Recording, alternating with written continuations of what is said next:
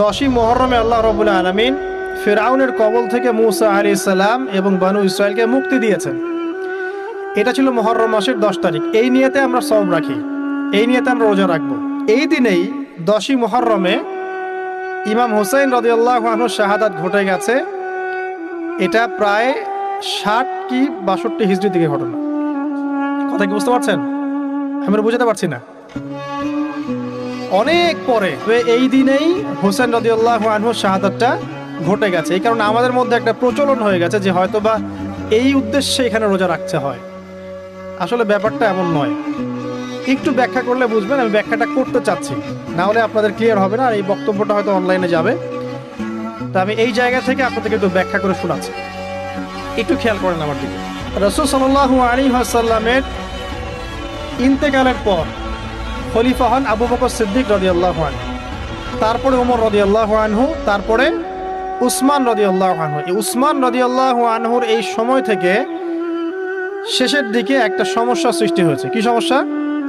উসমান রাদিয়াল্লাহু আনহুকে কিছু বিদ্রোহীরা হত্যা করেছিল। একটু বোঝার চেষ্টা করেন, ইতিহাস পড়তে কিন্তু অনেক সময় লাগে, আমি খুব অল্প সময় আপনাকে শেখাচ্ছি। উসমান রাদিয়াল্লাহু আনহুকে হত্যা করেছিল কিছু বিদ্রোহী, ঠিক আছে? যিনি নবী সাল্লাল্লাহু আলাইহি ওয়াসাল্লামের জামাই, 2 জন মেয়েকে বিয়ে করেছেন, জিন্নুরাইন, তাকে হত্যা করেছে কিছু বিদ্রোহী। এরপরে খেলাফতের দায়িত্বে আসেন আলী রাদিয়াল্লাহু আনহু। কে আসেন? আলী রাদিয়াল্লাহু আনহু। আলী রাদিয়াল্লাহু আনহু দায়িত্ব নেন এই মক্কা মদিনা এই জায়গাটুকুর উপরে। তার হাতে সাহাবায়ে কেরাম বায়াত করেন। কিন্তু ওই দিক বলতে বোঝাচ্ছি সিরিয়া, শামের দিকে, সেদিকের গভর্নর ছিলেন মুয়াবিয়া রাদিয়াল্লাহু আনহু। কি নাম? মুয়াবিয়া রাদিয়াল্লাহু আনহু। তিনিও কিন্তু একজন বড় মাপের সাহাবী, ঠিক আছে?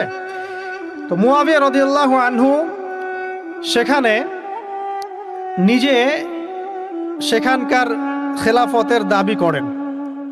আলী রাদিয়াল্লাহু আনহু হাতে বায়াত তিনি করেননি।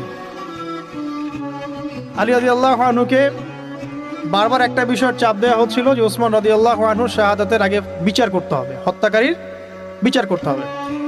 তো এখানে একটা দ্বন্দ্ব, মানে একটা পলিটিক্যাল দ্বন্দ্ব সৃষ্টি হলো। ওইদিকে মুয়াবিয়া রাদিয়াল্লাহু আনহু তিনি খেলাফতের দাবিদার হয়ে উঠলেন, এদিকে সাহাবায়ে কেরাম সহ অনেকেই আলী রাদিয়াল্লাহু আনহুর কাছে বায়াত করলেন। তো এর ফলশ্রুতিতে দেখা যায় আলী রাদিয়াল্লাহু আনহু তার রাজধানীটাকে কুফায় নিয়ে যান, ইরাকের কুফায়। তো ইহুদিদের ইন্ধনের ফলে এক পর্যায়ে দেখা যায় যে আলী রাদিয়াল্লাহু আনহুর এক পক্ষ এবং একদিকে মুয়াবিয়া রাদিয়াল্লাহু আনহুর এক পক্ষ, তারা একটা মানে অনাকাঙ্ক্ষিত যুদ্ধের দিকে চলে যান, ঠিক আছে? এই যুদ্ধটাকে বলা হয় সিফফিনের যুদ্ধ। কিসের যুদ্ধ? সিফফিনের যুদ্ধ। এটা সংঘটিত হয়েছে 37 হিজরিতে। কত হিজরি? 37।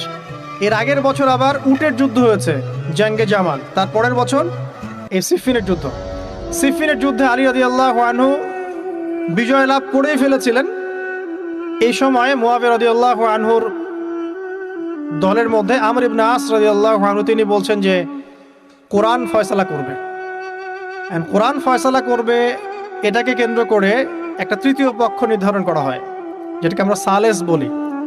যে মুয়াবিয়া রাদিয়াল্লাহু আনহুর পক্ষে একজন, তার নাম আমর ইবনে আস রাদিয়াল্লাহু আনহু, এবং আলী রাদিয়াল্লাহু আনহুর পক্ষে একজন, তার নাম হচ্ছে আবু মুসা আশআরী রাদিয়াল্লাহু আনহু। তারা গিয়ে একটা তৃতীয় পক্ষ করে মীমাংসা করতে চাচ্ছেন যে আমরা কেউ যুদ্ধ চাই না, আমরা ভাই ভাই, আমরা সবাই মুসলিম উম্মার ঐক্যের খাতিরে এখানে একটা সলিউশনে আসবো।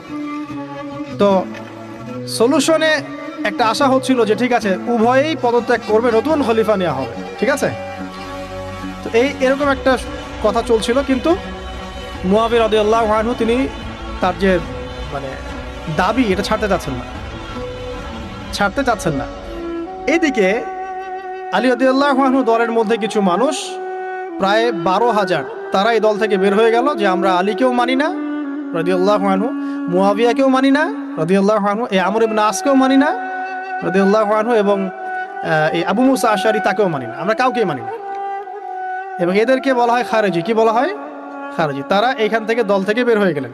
শুধু তাই না, তারা ফতোয়াও দিল যে আলী এবং মুয়াবিয়া এবং আমর ইবনে আস, আবু মুসা আশআরী সবাই কাফের।